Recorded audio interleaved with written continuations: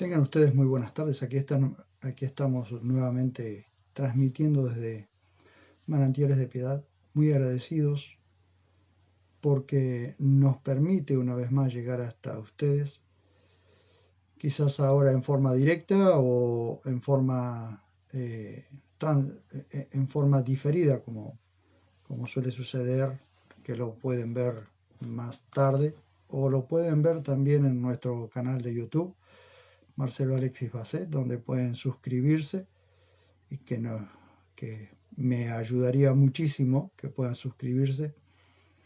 Y agradecido a Dios porque podemos transmitir nuevamente otra enseñanza basada en el libro de Proverbios. El mensaje que tengo para hoy se llama Honra o miserable vergüenza. Nuestra vida es un camino y como ya lo hemos dicho, la palabra camino es derek en hebreo, y en ese transitar podemos errar por no estar bien orientados. La palabra derek no solo tiene que ver con un camino literal, sino también como el camino de la vida. Cuando vamos a transitar por senderos desconocidos, sea en las selvas o en las montañas, necesitamos guías o vaqueanos que nos orienten. Hay muchas historias de personas que se perdieron en las selvas o en las montañas por lanzarse a la aventura sin conocer el terreno. Cuando ingresamos por el camino equivocado y no tenemos quien corrija el rumbo, es muy probable que nos adentremos más y más sin que nos demos cuenta del error hasta que es tarde y quizás sea difícil y hasta imposible volver al camino original. Considero que el próximo proverbio tiene cierta conexión con el anterior en algún punto. Solo es cuestión de análisis. Proverbios 13:18 dice: miseria y oprobio para quien rechaza la corrección, pero el que guarda el consejo será honrado. Permitir corrección en nuestra vida o en nuestro caminar es ser sabios. Dice Proverbios 15:31, el oído que escucha las amonestaciones de la vida, entre los sabios morará. La necedad es cada día más profunda en los seres humanos.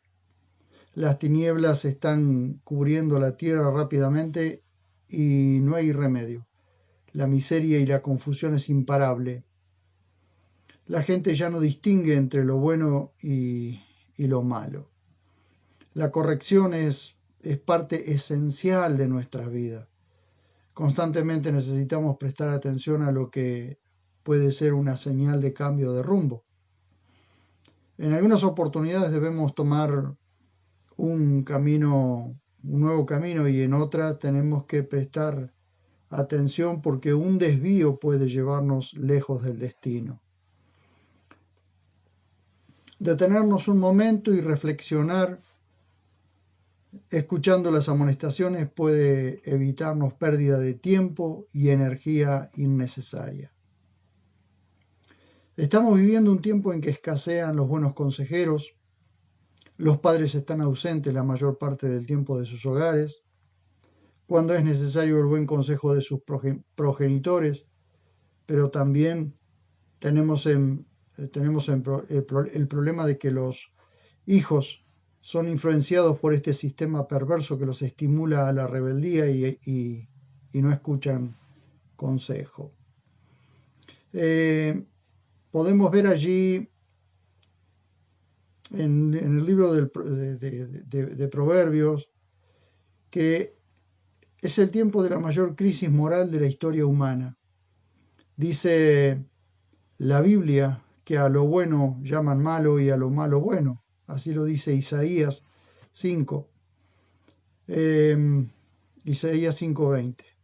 Escasea el buen consejo y mucho más si proviene de la palabra de Dios. Pero siempre será conveniente dar el consejo, aunque sea rechazado, de la palabra de Dios.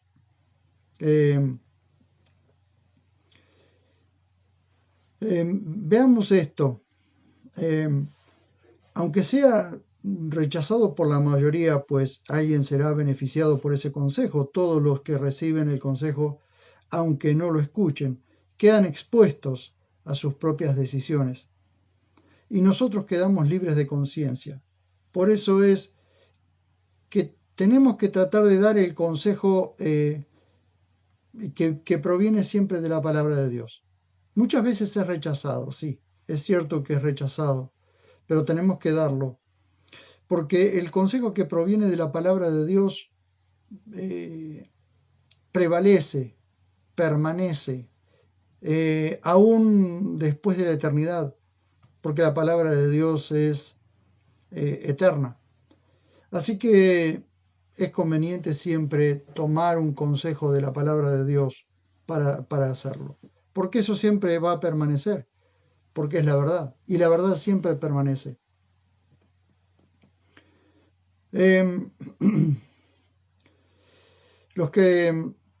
Todos los que reciben el consejo, aunque no lo escuchen, quedan expuestos a sus propias decisiones. Y nosotros quedamos libres de conciencia. Nosotros quedamos libres de conciencia. Rechazar la corrección es atentar contra nuestra propia vida. Aquel dicho taquillero que hemos escuchado muchas veces en las películas, que dice las reglas están hechas para ser quebrantadas, suenan lindas para una película y tienen mucho marketing, pero en la vida real eso lleva al desastre inminente. Seguro que Salomón nunca escribió Proverbios, seguro que Salomón cuando escribió Proverbios no puso por obra en su propia vida o en su vida su propio consejo, pues aunque era rico, terminó en miseria espiritual y deshonrando al Dios y al pueblo que representaba. Comenzando el análisis del hebreo, tenemos la primera palabra como resultado del rechazo a la corrección, que es la miseria. La palabra res en hebreo es miseria, y no se refiere tanto a la miseria económica como a la miseria espiritual. Es el estado de una persona resultante de no escuchar consejos que corrijan su vida. Esta palabra ocurre solo aquí como resultado de la necedad de andar el camino a su manera. Es pobreza tanto física, mental, económica y espiritual. O todo el conjunto, todo junto. Allí tienen la palabra res. Rush, que es la palabra para pobre, que la tenemos en 1 Samuel 18:23 y en 2 Samuel 12:1, ese es el estado que una persona tiene como estatus social, pero diferente es llegar al estado de pobreza por la necedad de no permitir la corrección. Nosotros podemos llegar a ser pobres por no permitir ser corregidos en nuestras vidas. Y podemos llegar tanto a ser pobres económicamente como podemos llegar a ser pobres espiritualmente. Veamos los ejemplos que tenemos en Proverbios del estado de pobreza al que pueden llegar las personas por tomar malas decisiones en su vida. Por ejemplo, tenemos en Proverbios 6, 9 al 11, allí tenemos un ejemplo de ese tipo de pobreza. Proverbios 6, 9 al 11 dice: ¿Hasta cuándo dormirás, oh perezoso? ¿Cuándo te levantarás de tu sueño? Un rato duermes, otro dormitas, un rato cruzas los brazos y descansas y te llega la miseria del vagabundo y la indigencia del mendigo. Ahí ustedes pueden observar que es llegar a la miseria, a la pobreza por ser negligente, por ser perezoso y por no permitir la corrección. El pobre que no sale de su condición, por ejemplo, En el capítulo 10, verso 15, tenemos ese tipo de pobre. La sabiduría 10:15 dice, la riqueza del rico es su torre fuerte, la ruina de los pobres es su pobreza, es el estado de pobreza. No es que sea pecado, no es que sea pecado ser pobre. El pecado está en si se llegase a ser pobre por no recibir el consejo, como dice aquí, miseria y oprobio para quien rechaza la corrección o rechaza ser corregido. Ese es el pecado, es el rechazo a la corrección, ahí está el pecado. Y si por eso se llega a ser pobre, entonces el pecado no es la pobreza, sino la soberbia de no permitir la corrección, o la arrogancia de no permitir la corrección. O cuando la pobreza y la miseria alcanzan a una persona por su negligencia, y eso ustedes lo pueden ver en el capítulo 24. Capítulo 24 dice así, 24, 30 al 34. Tenemos allí 24, 30 al 34.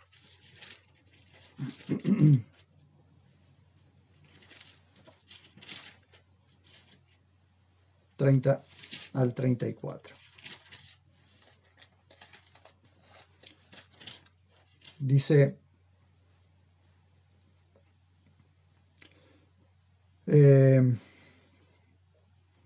dice así, pasé junto al campo del perezoso por la viña de un hombre sin entendimiento, y he aquí, dice, y he aquí, todo estaba cubierto de espinas, su faz estaba cubierta de ortigas y su muro de piedra derribado. Al verlo, reflexioné. Lo vi y aprendí la lección. Un poco de soñar, un poco de dormitar, un poco de cruzar las manos para descansar. Y tu miseria te sobrevendrá como la del vagabundo y tu indigencia como la del mendigo. Ese es otro tipo de pobreza por causa de la negligencia de la persona.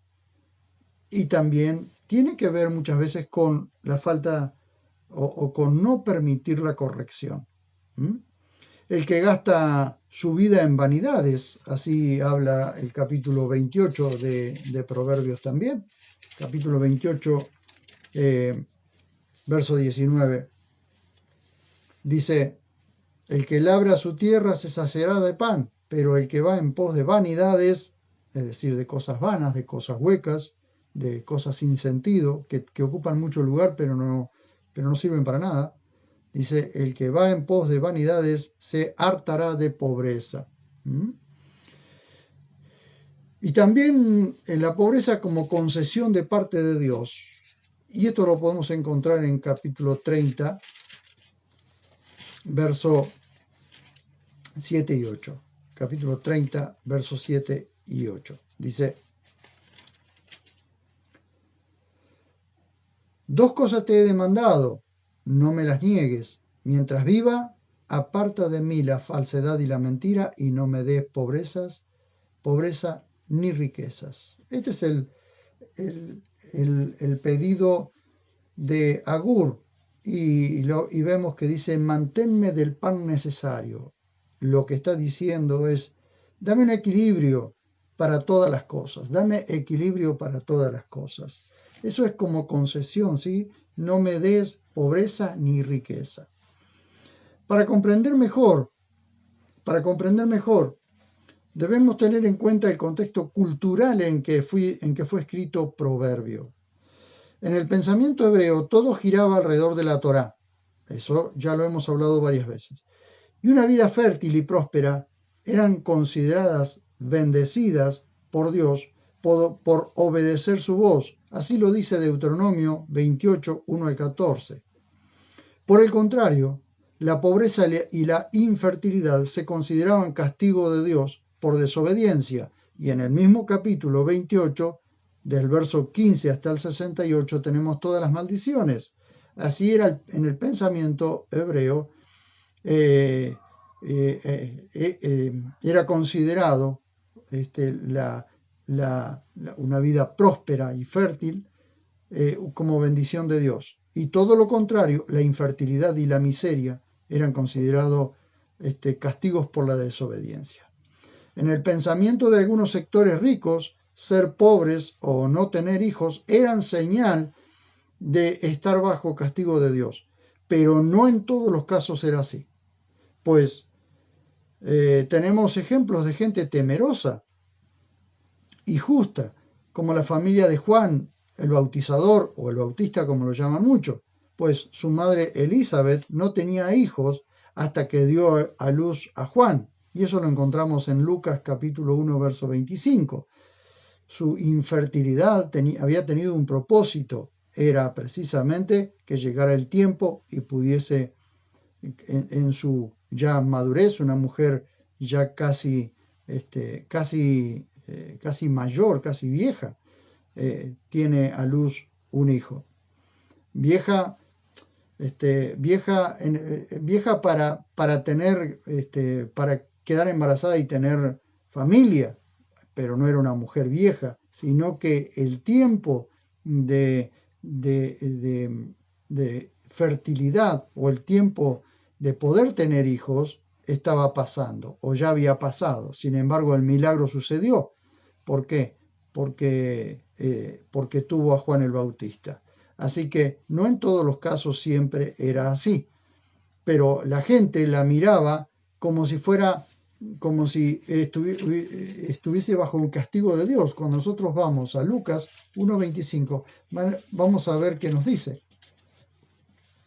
1.25 dice, 1.25 dice, así ha hecho conmigo el Señor en los días en que se dignó quitarme mi afrenta entre los hombres. Quitar mi afrenta significa que ella estaba avergonzada porque pasaban los años y no tenía hijos. Sin embargo, al concebir y al quedar embarazada de Juan el Bautizador, de Johanán, Juan el Bautizador, ella siente que Dios le quita ese peso, esa vergüenza, porque seguramente sentía que todos la miraban, o aunque no le dijeran nada, sentía que todos la consideraban que ella estaba bajo el castigo de Dios por su infertilidad. Sin embargo, no era así, porque era una mujer justa. Junto a Zacarías eran justos. Y también esto sucedió en la vida de María, ¿sí? La pobreza de los padres de Jesús. Ustedes verán que los padres de Jesús, según Lucas 2.24, dice, y para llevar un sacrificio conforme a lo dicho en la ley del Señor, un par de tórtolas o 2 palominos.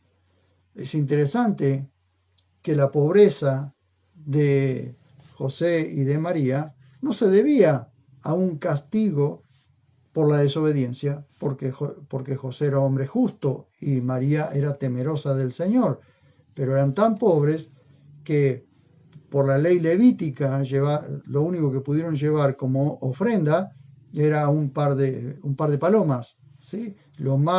Era la ofrenda más pequeña o más barata que existía en ese momento, ¿sí?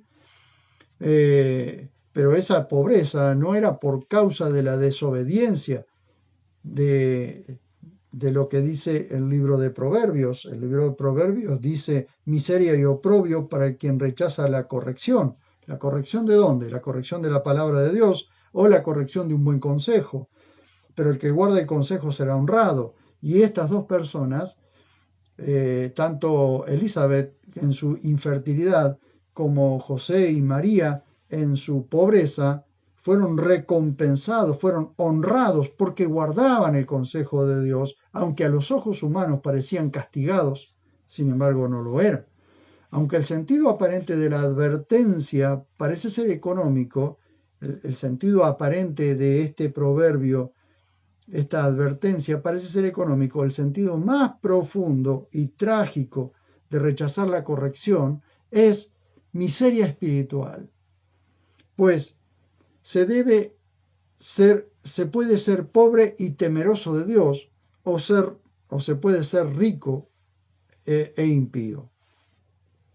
Era común en la cultura hebrea que los padres guiaran a los hijos mediante el consejo de la Torá.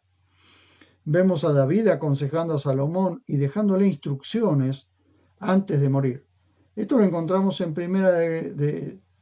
en primer libro de Crónicas, capítulo 22. Allí vemos a David aconsejando, dejándole consejo y dejándole instrucciones a Salomón, a su hijo Salomón. Pero también nos encontramos con que el mismo que escribió o compiló Proverbios 15:5, que dice: el necio desprecia el consejo de su padre, pero el que guarda la corrección se hace sagaz, no siguió su propio consejo. Observen ustedes, este hombre, Salomón, escritor, compilador, quizás autor de muchos de estos proverbios, escribe Proverbios 15:5: el necio desprecia el consejo de su padre, pero el que guarda la corrección se hace sagaz. Sin embargo, él no siguió su propio consejo, pues vemos en el capítulo 11 del primer libro de los Reyes que no escuchó el consejo de su padre y siguió el camino de su propio corazón. De un rey devoto como David, que unió y organizó dos reinos, el del norte y el del sur, y dejó todo preparado para la construcción de la casa de Dios, y encargó a su hijo Salomón la construcción y la organización de lo que conocemos comúnmente como el primer templo, a su hijo Salomón, que teniendo todo desvió. Mire, David organizó todo y le dejó todo preparado a su hijo Salomón para que construyera la casa de Dios y mantuviera los dos reinos unidos. Pero fíjense que de un extremo al otro, vamos y vemos a su hijo Salomón, que teniendo todo, desvió de tal forma su corazón que se dividió el reino en dos y se perdió todo por lo que su padre había trabajado. No siguió su propio consejo. Siempre tenemos que volver al principio de este proverbio o de este libro para entender la razón por lo que se escribió, editó y compiló Proverbios. Proverbios 13 y 18 nos advierte claramente los resultados de nuestras decisiones. Si miramos, adelantándonos a Proverbios 13:20, tenemos una clave para la vida. Quien con sabios anda, sabio será, pero el que se allega a necios se echa a perder. ¿Por qué? Porque el necio no recibe corrección, no permite corrección, no permite un consejo. Pero sin embargo, la persona sabia que anda con sabios es sabia, no porque se sabe todo, sino porque permite ser corregida, permite ser hablada, permite ser aconsejada.